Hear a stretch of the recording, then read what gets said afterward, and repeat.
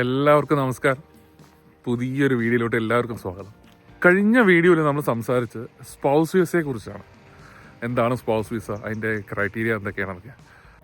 ഇന്നത്തെ വീഡിയോ നമുക്ക് നോക്കാം ഈ സ്പൗസ് വിസയ്ക്ക് അപ്ലൈ ചെയ്യാൻ എന്തൊക്കെ ഡോക്യുമെൻറ്റ്സ് വേണം, അതേപോലെ തന്നെ എങ്ങനെ അപ്ലൈ ചെയ്യാമെന്ന് നോക്കാം. ആദ്യമേ പറയട്ടെ, ഈ സ്പൗസ് വിസയ്ക്ക് അപ്ലൈ ചെയ്യുന്ന പ്രോസസ്സ് ഉണ്ടല്ലോ, നമുക്ക് ഓൺലൈനിൽ ഒറ്റയ്ക്ക് ചെയ്യാവുന്ന കാര്യമേ ഉള്ളൂ. പക്ഷെ നിങ്ങൾക്ക് ഈ ഡോക്യുമെൻറ്റേഷൻ്റെയൊക്കെ ടെൻഷൻ എടുക്കാൻ താല്പര്യമില്ല എന്നുണ്ടെങ്കിൽ നിങ്ങൾക്കതൊരു ഏജൻസി ഏൽപ്പിക്കാവുന്നേ ഉള്ളൂ. നമ്മുടെ നാട്ടിൽ ഒരുപാട് ഏജൻസി ഉണ്ട് കേട്ടോ, ഈ സ്പൗസ് വിസയ്ക്കും ഇതിനൊക്കെ പ്രോസസ്സിങ്ങിന് വേണ്ടി ഹെൽപ്പ് ചെയ്യാൻ വേണ്ടിയിട്ട്. അപ്പോൾ അവർ കുറച്ച് പൈസ വാങ്ങിച്ചിട്ട് നമുക്ക് ഈ പ്രോസസ്സിങ്ങിന് വേണ്ട ഡോക്യുമെൻറ്റ്സ് എന്തൊക്കെയാണെന്നൊക്കെ പറഞ്ഞു തരും. അതേപോലെ തന്നെ അതിൻ്റെ കുറച്ച് ഫോർമാറ്റ്സ് ഉണ്ട്, അതൊക്കെ അവരുടെ കയ്യിൽ ഫ്രീ ആയിട്ടുണ്ട്. അപ്പോൾ അതൊക്കെ അവർ ചെയ്ത് നമ്മളെ ഹെൽപ്പ് ചെയ്യുന്നതാണ്. നിങ്ങൾക്ക് അങ്ങനെയും ചെയ്യാം, പക്ഷേ ഇത് ഓൺലൈനിൽ നമുക്ക് ഒറ്റയ്ക്ക് ചെയ്യാവുന്ന കാര്യമുള്ളൂ. നിങ്ങളപ്പോൾ തനിയെ ചെയ്യുകയാണെന്ന് വെച്ചാൽ ഇതിൻ്റെ പ്രോസസ്സിങ് എങ്ങനെയാണെന്ന് നമുക്ക് നോക്കാം. ഇതിൻ്റെ പ്രോസസ്സിങ്ങിനായിട്ട് സ്പോൺസർ സൈഡിൽ നിന്നുള്ള ഡോക്യുമെൻറ്റ്സും വേണം, അതേപോലെ തന്നെ അപ്ലിക്കൻ്റ് സൈഡിൽ നിന്നുള്ള ഡോക്യുമെൻറ്റ്സും വേണം. എന്താണ് സ്പോൺസർ, എന്താണ് അപ്ലിക്കൻ്റ് എന്നല്ലേ ഞാൻ പറയാം. ആദ്യമേ ക്ലിയർ ആക്കി തരാം ആരാണ് സ്പോൺസർ, ആരാണ് അപ്ലിക്കൻ്റ് എന്ന്. വിസയ്ക്ക് അപ്ലൈ ചെയ്യുന്ന നിങ്ങളാണ് അപ്ലിക്കൻ്റ്. അതേപോലെ തന്നെ ഇപ്പോൾ അയർലൻഡിലുള്ള നിങ്ങളുടെ പാർട്ട്ണർ, അതായത് ഹസ്ബൻഡ് ഓർ വൈഫ്, അവരാണ് നിങ്ങളുടെ സ്പോൺസർ. അപ്പോൾ നമുക്ക് ഫസ്റ്റ് സ്പോൺസർ സൈഡിൽ നിന്ന് എന്തൊക്കെ ഡോക്യുമെൻ്റാണ് വേണ്ടത് നമുക്ക് നോക്കാം. അതായത് അയർലൻഡിലുള്ള നിങ്ങളുടെ പാർട്ട്ണറുടെ കയ്യിൽ നിന്ന് എന്തൊക്കെ ഡോക്യുമെൻറ്റ്സ് വേണം നോക്കാം. ആദ്യമായിട്ട് വേണ്ടത് ഒരു ഇൻവിറ്റേഷൻ ലെറ്ററാണ്. അതായത് സ്പോൺസർ നിങ്ങളെ ഇൻവൈറ്റ് ചെയ്തിട്ട് അയർലൻഡിലോട്ട് ഇൻവൈറ്റ് ചെയ്തിട്ടുള്ള ഒരു ലെറ്ററാണ്. അതിൻ്റെ ഫോർമാറ്റ് ഞാൻ ഡിസ്ക്രിപ്ഷനിൽ ലിങ്കായി കൊടുക്കാം, ഗൂഗിൾ ഡ്രൈവിൻ്റെ. നിങ്ങൾക്ക് അതെടുത്ത് ചെറിയ എഡിറ്റ് ചെയ്തിട്ട് പേരൊക്കെ അതിനകത്ത് ഡീറ്റെയിൽസൊക്കെ വെച്ച് നിങ്ങൾക്കത് യൂസ് ചെയ്യാവുന്നതാണ്.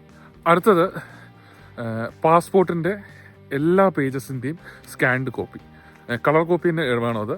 പിന്നെ അതേപോലെ തന്നെ അതിൽ നമ്മുടെ പേജ് നമ്പർ വിസിബിൾ ആയിരിക്കണം. അടുത്തത് ക്രിട്ടിക്കൽ സ്കിൽ എംപ്ലോയ്മെൻറ്റ് പെർമിറ്റ്, നിങ്ങളുടെ എംപ്ലോയ്മെൻറ്റ് പെർമിറ്റ്. ഇനി അടുത്തത് നിങ്ങളുടെ റെസിഡൻസ് പെർമിറ്റ്, അതായത് GNIB IRP കാർഡ് എന്ന് പറഞ്ഞു. നിങ്ങളുടെ ബാങ്ക് സ്റ്റേറ്റ്മെൻറ്റ്, അതായത് 6 മാസത്തെ ലേറ്റസ്റ്റ് ആയിട്ടുള്ള 6 മാസത്തെ ബാങ്കിൻ്റെ സ്റ്റേറ്റ്മെൻറ്റ്. അതിൽ കുറച്ച് ശമ്പളത്തിന് പുറമെ കുറച്ച് എമൗണ്ട്, ഏകദേശം ഒരു 3000-4000 യൂറോ സേവിങ്സ് ആയിട്ട് ഗ്രാജുവലി നമ്മൾ സേവ് ചെയ്ത് വെച്ചിട്ടുണ്ടെന്ന് കാണിക്കുകയും വേണം. അടുത്തത് ലേറ്റസ്റ്റ് ആയിട്ടുള്ള 3 മാസത്തെ സാലറി സ്ലിപ്പ്, എംപ്ലോയ്മെൻറ്റ് ലെറ്റർ, അതായത് ഇപ്പോൾ വർക്ക് ചെയ്യുന്ന ആ എംപ്ലോയറുടെ അടുത്തുനിന്ന് ഒരു ലെറ്റർ എഴുതി വാങ്ങണം കറണ്ട് എംപ്ലോയ്മെൻറ്റ് സ്റ്റാറ്റസിനെ കുറിച്ച്. അടുത്തത് അക്കോമഡേഷൻ പ്രൂഫാണ്, നമുക്കിവിടെ വന്നു കഴിഞ്ഞാൽ താമസിക്കാനുള്ള സ്ഥലം ഏതാണെന്നുള്ളത്.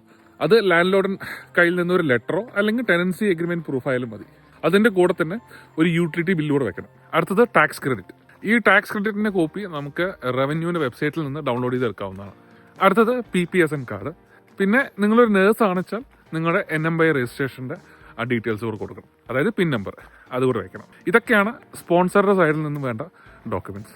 ഇപ്പോഴത്തെ പുതിയ നിയമപ്രകാരം CSCP, അതായത് ക്രിട്ടിക്കൽ സ്കിൽ എംപ്ലോയ്മെൻറ്റ് പെർമിറ്റിൽ ഇവിടെ ജോലിക്ക് വരുന്ന ഒരാൾ നാട്ടിൽ നിന്ന് ഫാമിലിയെ കൊണ്ടുവരാൻ ഉദ്ദേശിക്കുന്നുണ്ടെങ്കിൽ, അതായത് നമ്മൾ ഈ വിസയ്ക്ക് അപ്ലൈ ചെയ്യുമ്പോൾ, സ്പൗസ് വിസയ്ക്ക് അപ്ലൈ ചെയ്യുമ്പോൾ അവർക്ക് 6 മാസത്തെ ബാങ്ക് സ്റ്റേറ്റ്മെൻറ്റോ അതേപോലെ തന്നെ 3 മാസം സാലറി സ്ലിപ്പിൻ്റെ ആവശ്യമില്ല, അതിൻ്റെ നിർബന്ധമില്ല. അപ്പോൾ അതുകൊണ്ട് നമുക്ക് ആ ഒരു വെയിറ്റിംഗ് പീരീഡ് ഇല്ലാതെ വന്ന് നമുക്ക് ജോലിക്ക് കയറിയ ഉടനെ തന്നെ നമുക്ക് അപ്ലൈ ചെയ്യാവുന്നതാണ് ഈ വിസയ്ക്ക് വേണ്ടിയിട്ട്.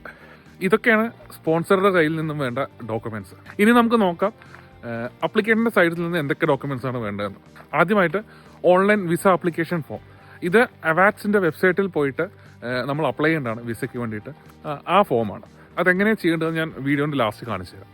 അടുത്തത് പാസ്പോർട്ടിൻ്റെ സ്കാൻഡ് കോപ്പി, അതായത് വിസയ്ക്ക് സബ്മിറ്റ് ചെയ്യുന്ന എല്ലാവരുടെയും, കുട്ടികളുണ്ടെങ്കിൽ കുട്ടികളുടെയും അതേപോലെ തന്നെ പാർട്ട്ണറുടെയും പഴയതും പുതിയതുമായ എല്ലാ പാസ്പോർട്ടിൻ്റെയും എല്ലാ പേജസിൻ്റെയും അതിൻ്റെ പേജ് നമ്പർ കാണുന്ന രീതിയിലുള്ള scanned copy, colour scanned copy. അടുത്തത് ഫോട്ടോ. നമ്മൾ അപ്ലൈ ചെയ്യുന്ന എല്ലാവരുടെയും 35x45 mm എന്ന സൈസിലുള്ള ഫോട്ടോ വേണം, അതും വൈറ്റ് ബാക്ക്ഗ്രൗണ്ടിൽ. അടുത്തത് മാരേജ് സർട്ടിഫിക്കറ്റ്, സ്പോൺസറുമായിട്ടുള്ള റിലേഷൻഷിപ്പ് കാണിക്കാൻ വേണ്ടിയിട്ടാണ് ഇത് വേണം, അതിൻ്റെ ഒറിജിനൽ കോപ്പി വേണം. പിന്നെ ബർത്ത് സർട്ടിഫിക്കറ്റ്, നമ്മൾ മക്കളെയും കൊണ്ടുപോകാൻ താല്പര്യപ്പെടുന്നുണ്ടെങ്കിൽ അല്ല അവർക്ക് വേണ്ടി അപ്ലൈ ചെയ്യുന്നുണ്ടെങ്കിൽ അവരുടെ എല്ലാവരുടെയും ബർത്ത് സർട്ടിഫിക്കറ്റിൻ്റെ ഒറിജിനൽ കോപ്പി വേണം. അടുത്തത് PCC, അതായത് പോലീസ് ക്ലിയറൻസ് സർട്ടിഫിക്കറ്റ്. ഈ സർട്ടിഫിക്കറ്റിന് വേണ്ടി നമുക്ക് പാസ്പോർട്ട് സേവയുടെ വെബ്സൈറ്റിൽ കയറിയിട്ട് ഓൺലൈനായി സബ്മിറ്റ് ചെയ്യാവുന്നതാണ്. പിന്നൊരു കാര്യം, നിങ്ങൾ ഇന്ത്യക്ക് പുറത്ത് ജോലി ചെയ്ത ഒരാളാണെന്ന് വെച്ചാൽ നിങ്ങൾക്ക് അവിടുത്തെയും PCC സബ്മിറ്റ് ചെയ്യേണ്ടി വരും. അപ്പോൾ അതും കൂടി എടുക്കാൻ മറക്കരുത്. പിന്നെ നിങ്ങളുടെ ബാങ്ക് സ്റ്റേറ്റ്മെൻറ്റ്, അത് ഓൺലൈൻ എടുത്ത സ്റ്റേറ്റ്മെൻറ്റ് പോരാ, ബാങ്കിൽ നിന്ന് അവരുടെ സീലോട് കൂടി കിട്ടുന്ന സ്റ്റേറ്റ്മെൻ്റ് ഉള്ളൂ, അത് തന്നെ നമ്മൾ സബ്മിറ്റ് ചെയ്യണം. പിന്നെ അടുത്തത് കുറച്ച് ഫോട്ടോസാണ്.